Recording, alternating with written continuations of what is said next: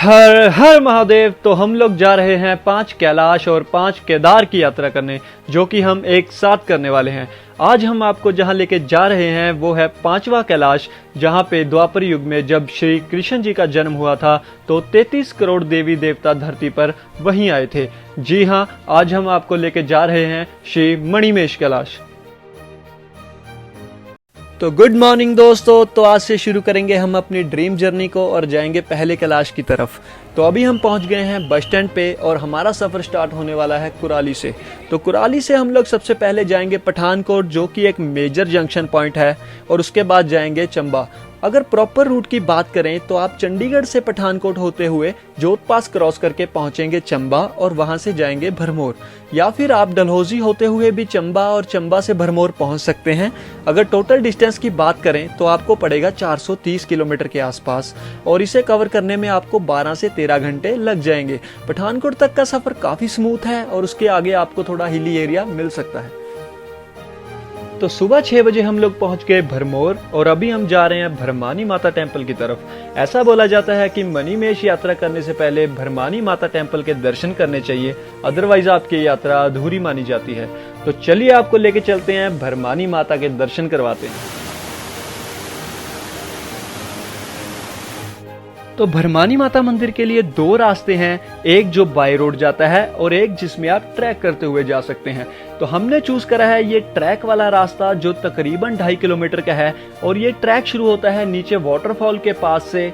तो अभी हम नीचे से ये पूरा गांव क्रॉस करते हुए यहाँ तक आ चुके हैं। तो चलिए अब हम आपको दिखाते हैं आगे के कुछ खूबसूरत नज़ारे।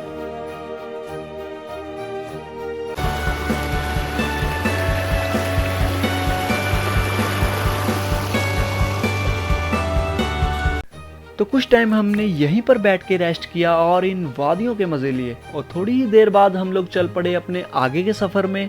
और ये सामने जो मेरा दोस्त जा रहा है, इसके पैर में थोड़ी चोट आई थी, लेकिन फिर भी ये जैसे तैसे करके चल रहा था। और जैसा मैंने आपको पहले भी बताया था कि आप लोग यहाँ तक बाय रोड भी आ सकते हो, जो तकरीबन 6 किलोमीटर है। और अगर आप भी हमारी तरह ट्रैकिंग के शौकीन हैं तो आप भी यहाँ तक पैदल आइए, क्योंकि ये ट्रैक काफ़ी खूबसूरत है। तो ये है भरमानी माता मंदिर के द्वार। तो चलिए अब आपको करवाते हैं मंदिर के अंदर के दर्शन। ये है भरमानी माता मंदिर का सरोवर, जिसको थोड़ा रेनोवेट कर दिया गया है। ऐसी मान्यता है कि अगर आप भी इस सरोवर में स्नान करके दर्शन करने जाते हो तो आपको इसका दुगना फल मिलता है। मंदिर का परिसर काफी बड़ा है और यहाँ पर रुकने की भी सुविधा है। अगर आप लोग चाहो तो 300-400 रुपए में यहाँ पर स्टे भी कर सकते हो।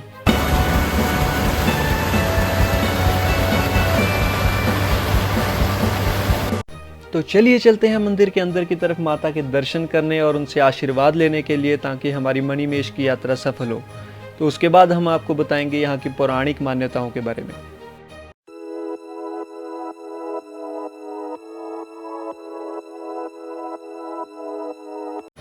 अगर बात करें यहाँ की मान्यता की, तो भरमानी माता मंदिर ब्रह्मा जी की पुत्री भरमानी के लिए डेडिकेटेड है।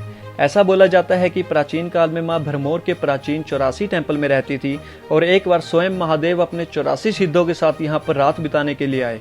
तो जब माँ भ्रमण करके वापिस आई तो उन्हें बहुत गुस्सा आया। तो वहाँ स्वयं महादेव प्रकट होकर बोले कि हे माँ, चिंता मत करो, ये लोग सिर्फ एक रात के लिए यहाँ पर रुकेंगे। तो जब सुबह हुई तो वो 84 सिद्ध 84 शिवलिंग के फॉर्म में वहां पर प्रेजेंट थे। तो माता को फिर गुस्सा आया, तो महादेव फिर से प्रकट हुए और बोले कि हे माँ, तुम किसी और मंदिर चले जाओ, यहाँ पर इन सिद्धों का वास हो गया है। तब से वो मंदिर 84 टेम्पल के नाम से फेमस हो गया, और उसके बाद माता यहाँ भरमौर में आई और इस मंदिर में स्थापित हो गई। और महादेव ने उन्हें ऐसा वरदान दिया कि जो भी मणिमेश की यात्रा करने आएगा या 84 टेम्पल आएगा, तो वो जब तक भरमानी माता के दर्शन करने नहीं आएगा उसकी ये यात्रा अधूरी रहेगी। तो इसलिए इस यात्रा पर आना अनिवार्य है। तो चलिए चलते हैं अब सीधा हडसर, जहां से हमारा मणिमेश का ट्रैक स्टार्ट होगा। तो अभी हम चल पड़े हैं भरमौर से, और यहाँ से हडसर 12 किलोमीटर है।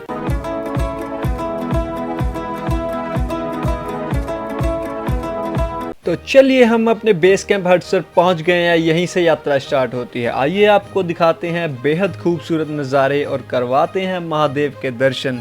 हर हर महादेव। तो फाइनली हम पहुंच गए हैं मणिमहेश के ट्रैक पे, जहां से हमारी जर्नी स्टार्ट होने वाली है। तो हर हर तो अभी हम लोग हडसर से जस्ट आधा किलोमीटर आगे, और आज हम अपनी कैंपिंग यहीं करेंगे क्योंकि हमने अपना ट्रैक इवनिंग में थोड़ा लेट शुरू किया था। तो अंधेरा होने से पहले हमने अपना कैंप सेटअप करा और हमने अपना कैंप जस्ट रिवर बेड पे लगाया था। और उसके कुछ देर बाद हमने अपने लिए खाना बनाया, और खाना खाने के बाद हम लोग गए पानी लेने क्योंकि हमारे पास पानी ख़त्म हो गया था। तो रात का समय है और टेम्परेचर काफ़ी डाउन है, तो जल्दी जल्दी अपना वाटर कैन भरते हैं और चलते हैं कैंप की तरफ।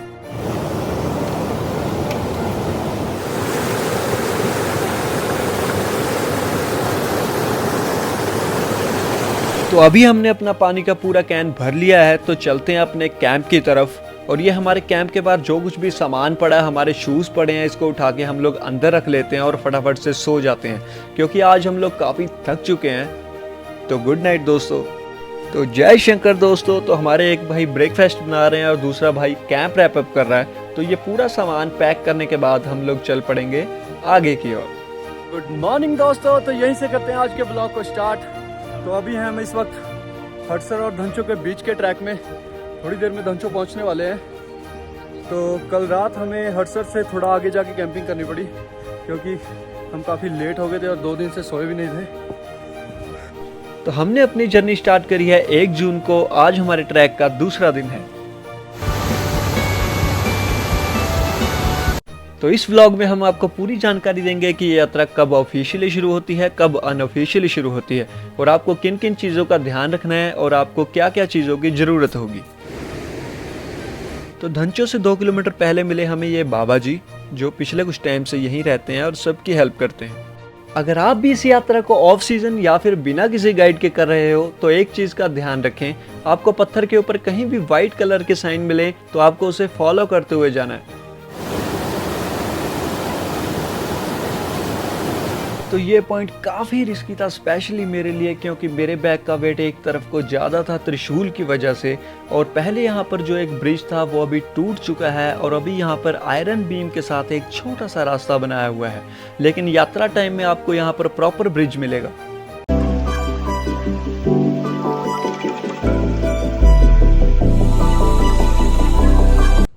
तो धंचो है यहाँ से आधा किलोमीटर की दूरी पे। तो हम लोग यहाँ पर बैठे हुए थे कुछ देर आराम करने के लिए, तो हम रुकेंगे अब सीधा धंचो में जाके।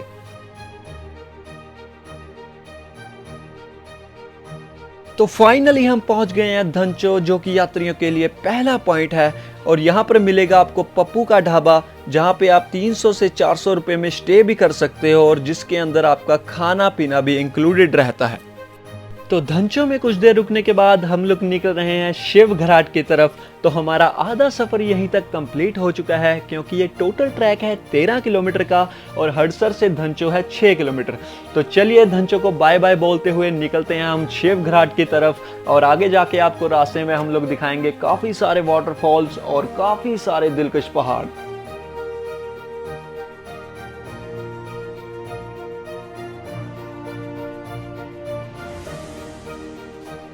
तो अभी हम जाएंगे इस ऊपर वाली टेरेन से और टॉप से क्रॉस होते हुए निकलेंगे आगे की तरफ। एक रास्ता धंचो की ऑपोजिट साइड से जाता है, जिगजैग वाला रास्ता, वो अभी हैवी स्नो की वजह से बंद है। तो चलते हुए रास्ते में मिले हमें कुछ शिव भक्त, जिन्होंने हमें बताया कि आज ही ऊपर स्नोफॉल हुआ है और 1-2 एवलांच भी आए हैं। तो इसीलिए हम आपको रिकमेंड करना चाहते हैं कि अगर आप भी ऑफ सीजन ये ट्रैक कर रहे हैं तो अपने पूरे ट्रैकिंग गियर्स और अपना पोंचो साथ में जरूर लेके आइए। जैसा मैंने आपको बताया, विदाउट गियर्स इस टाइम ये ट्रैक काफी रिस्की है। तो यहाँ पर हम तीनों भाई आपस में बात कर रहे थे कि आगे का ट्रैक नाइट में करा जाए या नहीं। तो हमने डिसाइड करा कि आगे का ट्रैक हम लोग नाइट में ही कंटिन्यू करेंगे। हर हर वीर बजरंगी, छत्रपति शिवाजी महाराज की जय। थोड़ी जय जयकार हो जवे मेरे वीरों, कहंदे मुंडे कराली वाले ने। तो चलते हैं फिर आगे। तो दोस्तों ये चला है हमारा नाइट ट्रैक। वैसे तो रात में ट्रैक करना थोड़ा सेफ नहीं रहता, लेकिन अगर आपके पास भी हेडलाइट्स हैं और आपके साथ 1-2 साथी हैं, फिर डरने की कोई बात नहीं है। तो रास्ते में चलते चलते आपको ऐसी काफ़ी सारी बड़ी बड़ी शिलाएं देखने को मिलती हैं और हम लोग इस शिला के अंदर से क्रॉस करते हुए गए थे, लेकिन एक रास्ता बाहर साइड से भी है। अगर आप लोग चाहो तो बाहर से भी क्रॉस करते हुए यहाँ से जा सकते हो। रात के 11 बजे हम लोग पहुंच गए थे शिव घाट और यहाँ पे मूनलाइट काफ़ी प्यारा लग रहा था। और वहाँ पहुँचते ही हमने अपने कैंप के लिए जगह ढूंढी और अपना कैंप सेटअप करा। तो हमारे पास पीने का पानी नहीं था, तो हमने बड़ी मुश्किल से बारिश का पानी इकट्ठा किया और उसको बॉईल करके हमने उसी के साथ बादाम मिल्क बनाया। और हम लोग काफ़ी टायर्ड थे, तो बिना खाना खाए ही हम लोग सो गए। सुबह उठते ही करे हमने महादेव के दर्शन और शिव घाट से चक्की चलने की आवाज़ आती है। इसे भोले की चक्की भी कहते हैं। ऐसी मान्यता है कि माँ पार्वती यहाँ पर आटा पिसवाने के लिए आते थे। अगर आप ध्यान से सुने तो आप इस आवाज़ को सुन भी सकते हैं। तो महादेव को नमन करते हुए हम चल पड़े यहाँ से आगे की ओर।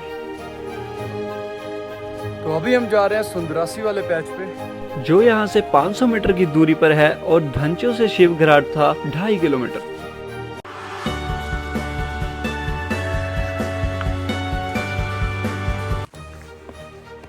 तो ये मिला है हमें पहला ग्लेशियर जो सुंदरासी से पहले है।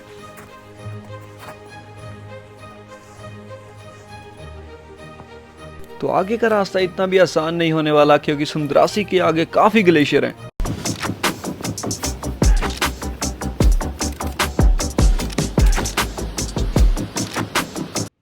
तो अभी हम पहुंचने वाले हैं सुंदरासी। सुंदरासी से गौरीकुंड है 3 किलोमीटर और वहां से 1 किलोमीटर है कैलाश।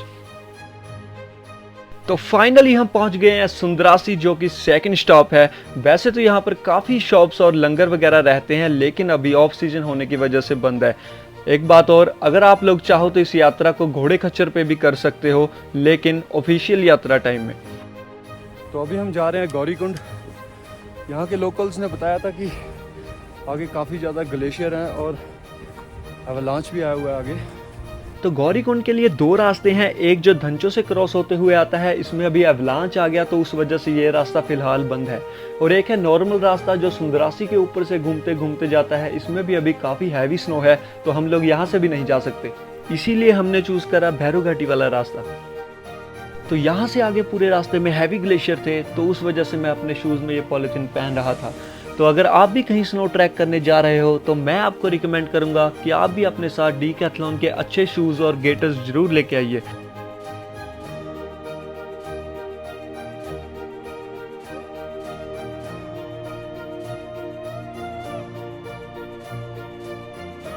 पानी लेने के लिए आपको थोड़ा ऑफ ट्रैक जाना पड़ सकता है, क्योंकि सुंदरासी से गौरीकुंड तक पानी नहीं है, तो इसीलिए आप अपने साथ वाटर बोतल जरूर कैरी करें।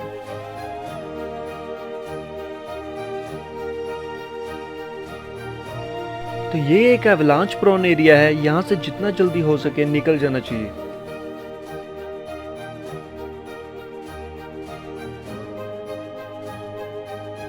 कहते बल्लिया काम औखा है, पर कोई नहीं जटा करांगे।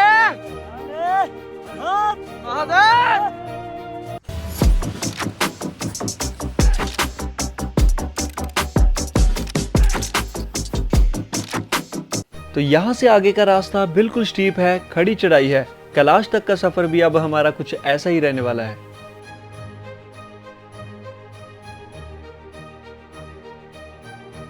ਤੇ ਕਾਫੀ ਲੋਕ ਸਾਨੂੰ ਪੁੱਛ ਰਹੇ ਸੀ ਕਿ ਕਿੱਥੇ ਤੋਂ ਆਏ ਹੋ ਤੁਸੀਂ, और इन्ना लोड लेके जा रहे हैं ऊपर ਨੂੰ। ਕਹਿੰਦੇ ਅਭੀ ਮਰ ਮੁਰ ਜਾਓਗੇ। ਮੈਂ ਕਿਹਾ ਮੁੰਡੇ ਮਰਨੇ ਮੁਰਨੇ ਤੋਂ ਨਹੀਂ ਡਰਦੇ, ਕਹਿੰਦੇ ਕਰਾਲੀ ਬਲਦੇ ਨੇ ਵੀਰਿਓ।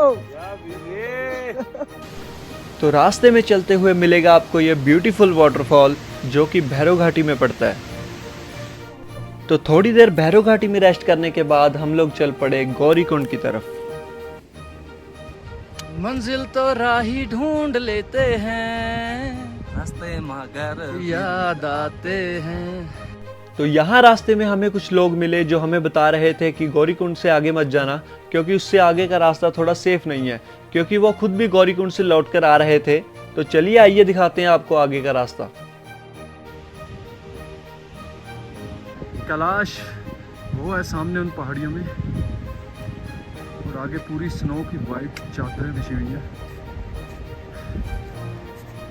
कोई नहीं जटा आगे। पर काफ़ी एवलांचेस आए हुए हैं, शायद आगे के ट्रैक में और भी हों। काफ़ी हैवी वेट के साथ चले हुए हैं, थोड़ी दिक्कत तो होगी पहुंचने में, लेकिन जाएंगे ज़रूर। हर हर महादेव।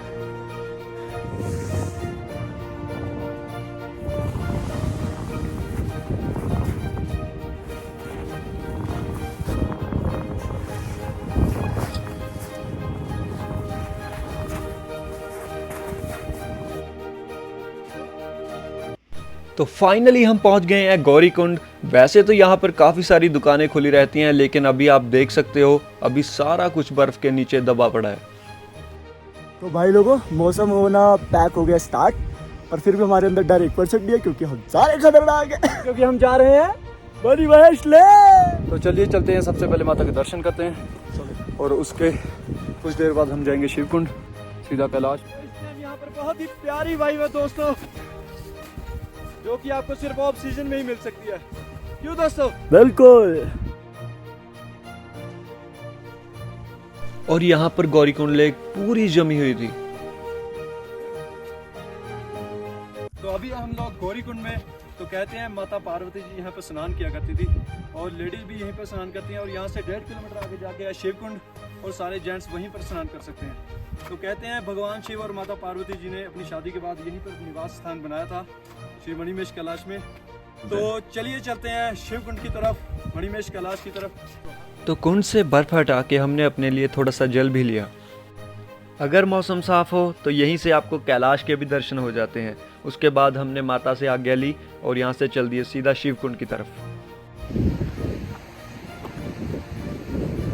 ये देखिए, ये पुल भी थोड़ा टूटा हुआ है, बहुत ही ध्यान से जाइएगा। और महादेव, भाई हमारा कैलाश, और बहुत जल्दी हम वहां पहुंचने वाले हैं।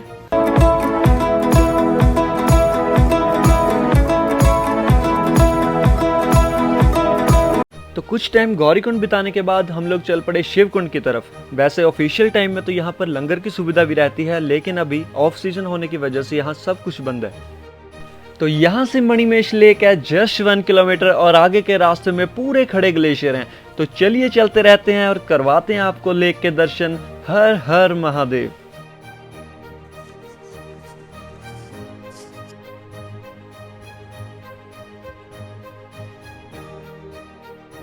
अगर आप भी ये ट्रैक स्नो सीजन में कर रहे हैं तो एक बात का ध्यान जरूर रखें कि आपके पास पोलराइज्ड गॉगल्स होने बेहद जरूरी हैं, क्योंकि उसके बिना आपकी आईज खराब हो सकती हैं।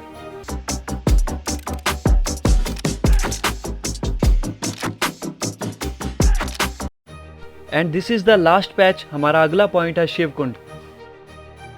माना के महादेव परीक्षा बहुत कठिन लेते हैं, लेकिन जब साथ देते हैं तो एक पल में किस्मत बदल देते हैं। तो काफी लंबा चलने के बाद फाइनली हम पहुंच गए हैं मणिमहेश के द्वार पे। तो चलिए करते हैं कैलाश के दर्शन और आपको भी करवाते हैं। हर हर महादेव।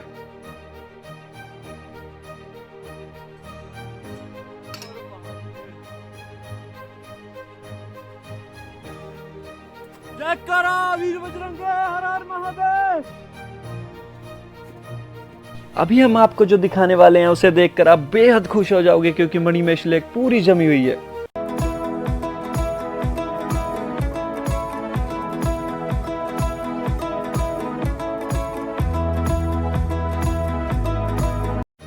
तो यहाँ पहुंचकर हमने किए कैलाश के दर्शन और उसके बाद मणिमहेश लेक की परिक्रमा भी की। चंगा जय बोले, बोला कि पाँच, बोला कि पाँच। हर हर मणिमहेश द्वार की, मणिमहेश महाराज की। और उसके बाद हमने अपना कैंप सेटअप किया और हमारे कैंप से कैलाश का नज़ारा देखने लायक था और यहाँ से पूरा शिवकुंड दिख रहा था। और फिर रात को हमने मैगी भी बनाई और रात को सोने से पहले हमने काफी मस्तियां की। तो सुबह उठते ही किए हमने भोलेनाथ के दर्शन और आज हमारा कैलाश में सेकंड डे था और हमारे कैंप से पूरा शिवकुंड दिख रहा था और कुछ देर तो हम यहीं पर बैठ के कैलाश को देखते रहे। यहाँ पर हम अभी सिर्फ 3 लोग हैं और हमारे सिवा यहाँ अभी फ़िलहाल और कोई भी नहीं है। तो हर हर महादेव दोस्तों। तो ये रहा हमारा कैंप जो हमने बिल्कुल शिवकुंड के सामने सेटअप किया है, और ये रहे हमारे सामने मणिमहेश कैलाश। और ये 2023 का पहला कैंप है जो हमने यहाँ पे नाइट स्टे की है, और आज रात भी हम यहीं पर रहने वाले हैं। कल रात भी हम यहीं पे रुके हुए थे। तो हर हर महादेव, जय श्री मणिमहेश कैलाश। ओम देवा देवा ओम देवा देवा नमः नमः नमः ओम देवा देवा ओम देवा देवा नमः। तो हमने यहाँ पर देखा एक अजीब सा जानवर, ये लेपर्ड था या क्या था पता नहीं, लेकिन ये शिवकुंड में पानी पीने के लिए आया हुआ था। तो चलिए चलते हैं नीचे शिवकुंड की तरफ, क्योंकि काफ़ी टाइम से हम यहीं पर बैठे हुए थे और यहीं से कैलाश के दर्शन कर रहे थे। अभी हमारे पास पीने का पानी भी खत्म हो गया है, तो शिवकुंड से थोड़ा जल भी लेके आएंगे और वहीं पर बैठ के थोड़ी देर भोलेनाथ की आराधना करेंगे। हर हर महादेव।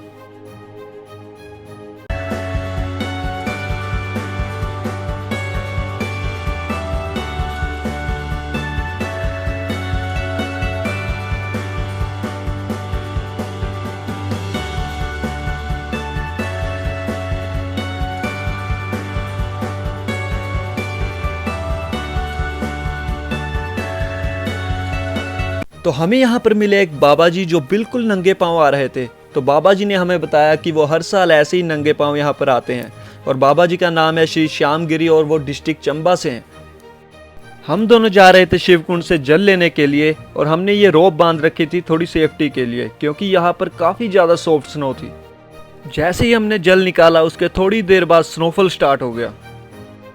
यहाँ पर बाबा जी ने बर्फ़ के साथ ही शिव परिवार बनाया, और फिर हमने बाबा जी के साथ ही पूजा अर्चना शुरू की।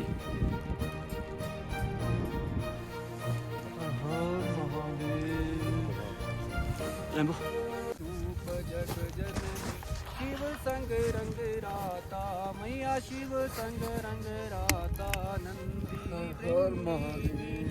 सारा जग मत माता।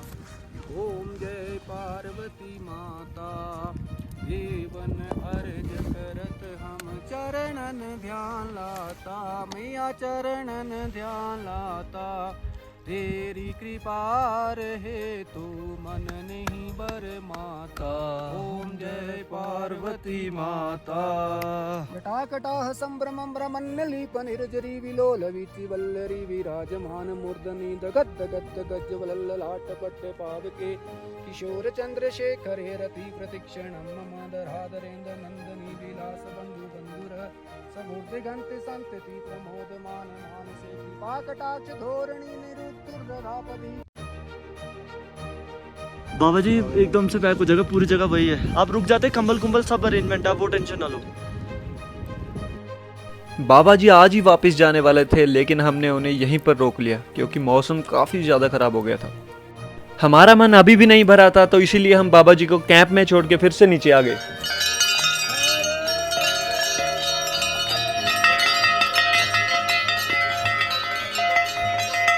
हमारे बिल्कुल पीछे है कैलाश। अभी काफ़ी मौसम ख़राब हो गया, उस वजह से दिख नहीं रहा। हर हर महादेव।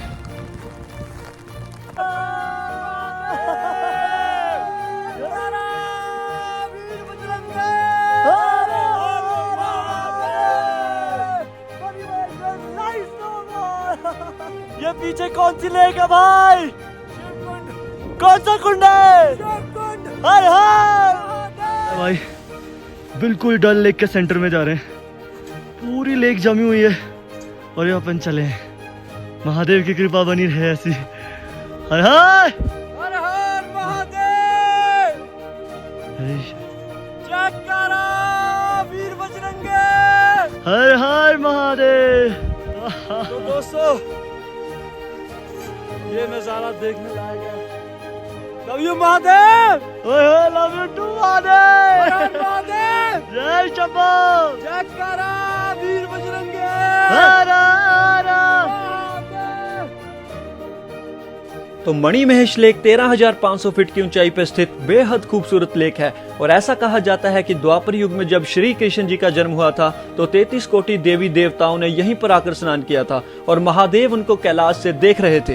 कहते हैं महादेव के गले में जो सर्प है उसी की मणि है जो पर्वत के ऊपर चमकती है, इसीलिए इसे मणिमहेश भी कहते हैं। अगर आपके भाग्य में हुआ तो आप लोग भी इस मणि को यहाँ चमकते हुए देख सकते हैं, जो कि जन्माष्टमी के दिन, राधाष्टमी के दिन और गुरु पूर्णिमा के दिन ही नजर आती है। एक और पुरानी कथा के अनुसार महादेव ने मणिमेश को तब बनाया था जब उनका विवाह माता पार्वती से हुआ था। तो ये थी यहाँ की मान्यता। तो हम आ गए हैं अपने कैंप में वापस, कल करेंगे अपनी वापसी। तो गुड नाइट दोस्तों। तो इसी के साथ इस ब्लॉग को करते हैं एंड। हंसते रहिए, मुस्कुराते रहिए और महादेव से प्यार करते रहिए। तो मिलते हैं अगले ब्लॉग में श्रीखंड महादेव में। तो हर हर महादेव।